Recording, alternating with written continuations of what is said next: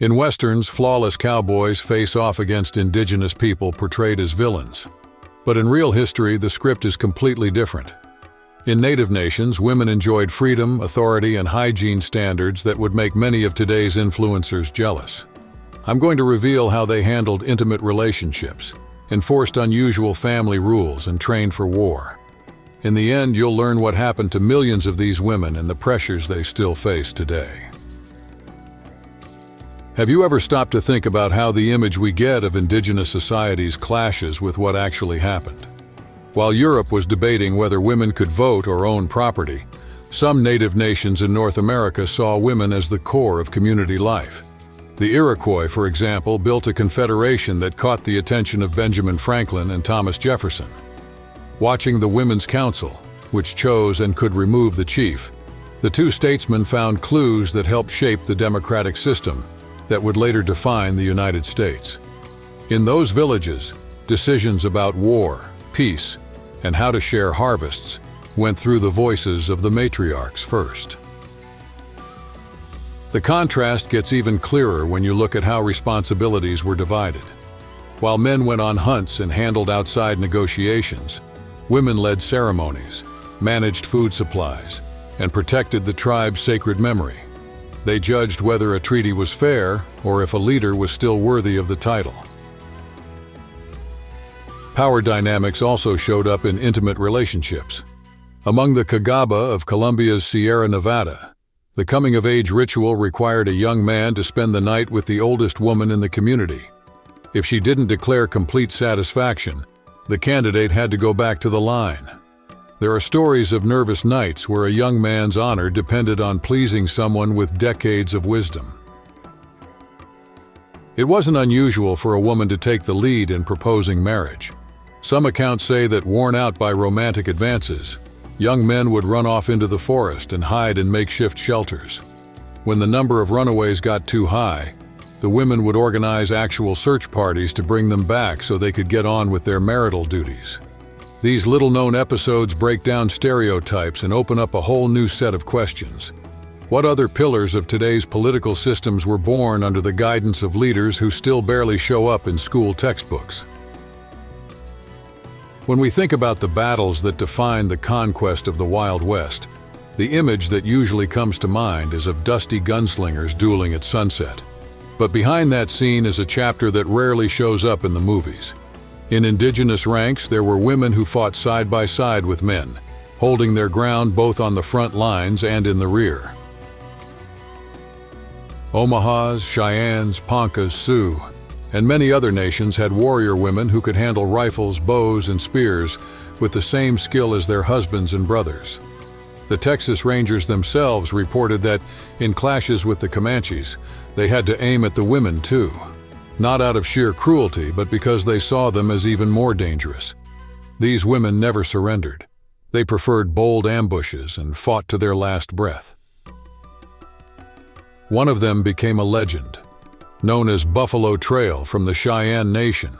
She was said to have delivered the fatal blow to Colonel George Custer during the Battle of Little Bighorn in 1876, the greatest military defeat suffered by the invaders on indigenous land.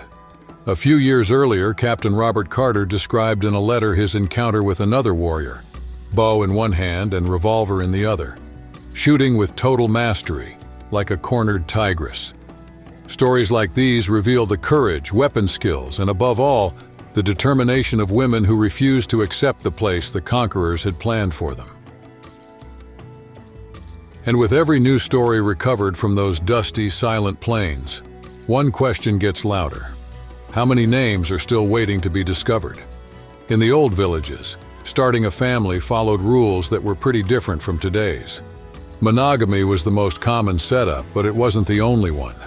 If a man had the resources to provide shelter, food, and respect, he could have multiple marriages. If his first wife gave him full satisfaction, he could turn to a curious custom, inviting his sister-in-law to join the household without needing his wife's approval. "She's my sister," he'd say, and the clan would accept it.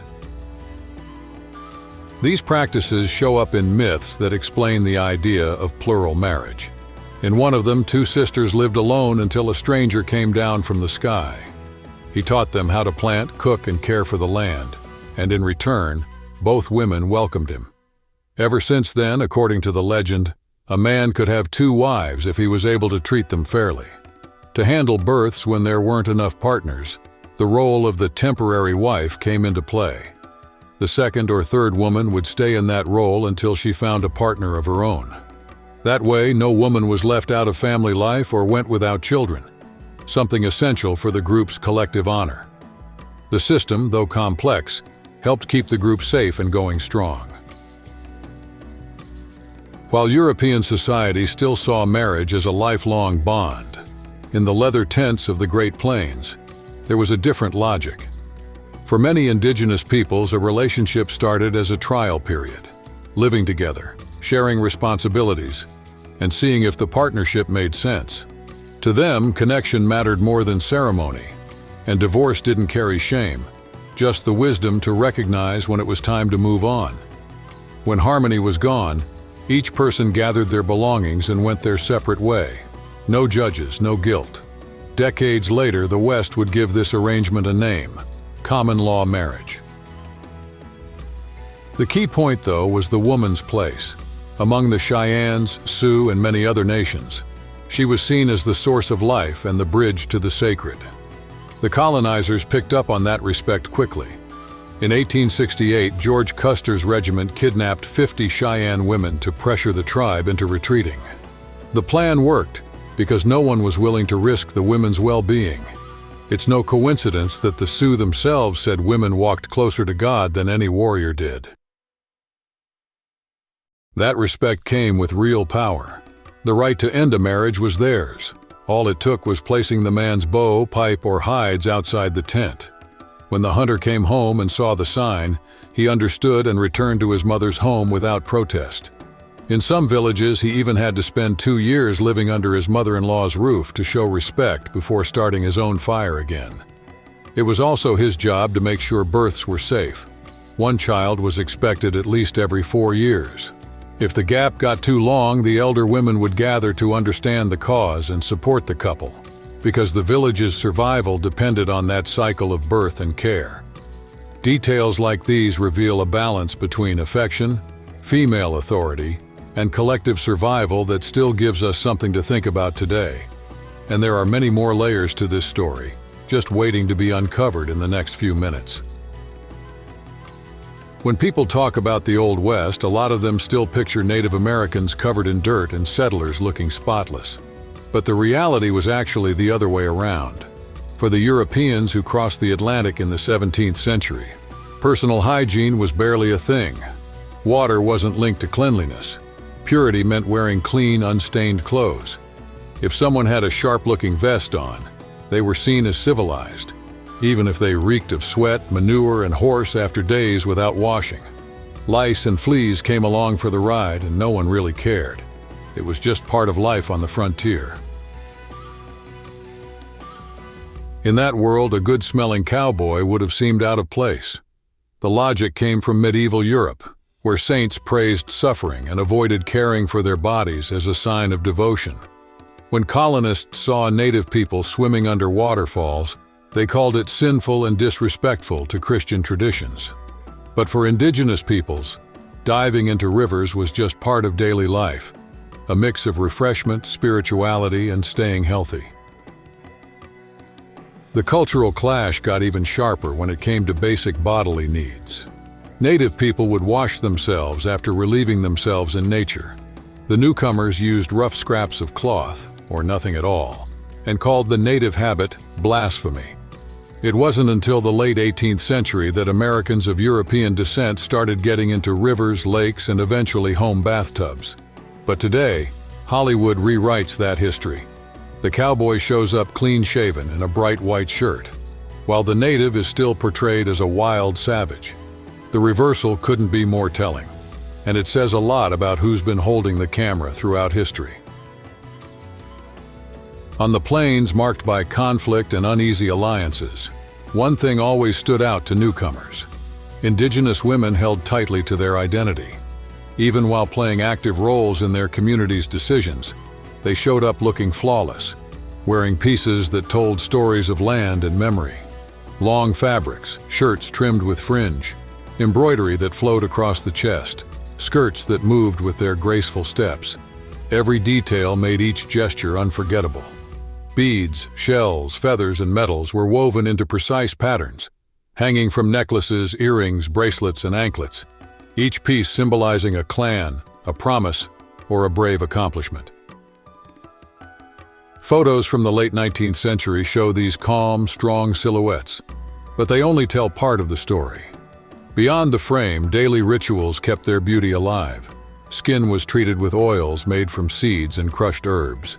Hair was dyed with root and bark infusions. Freshly prepared shampoos left a subtle scent in the air.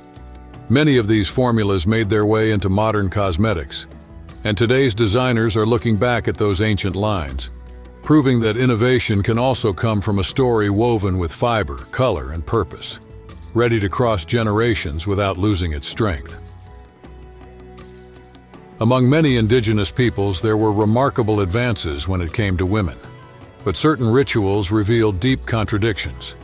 During their menstrual period, for example, many women were seen as impure and kept away from men, especially during meals.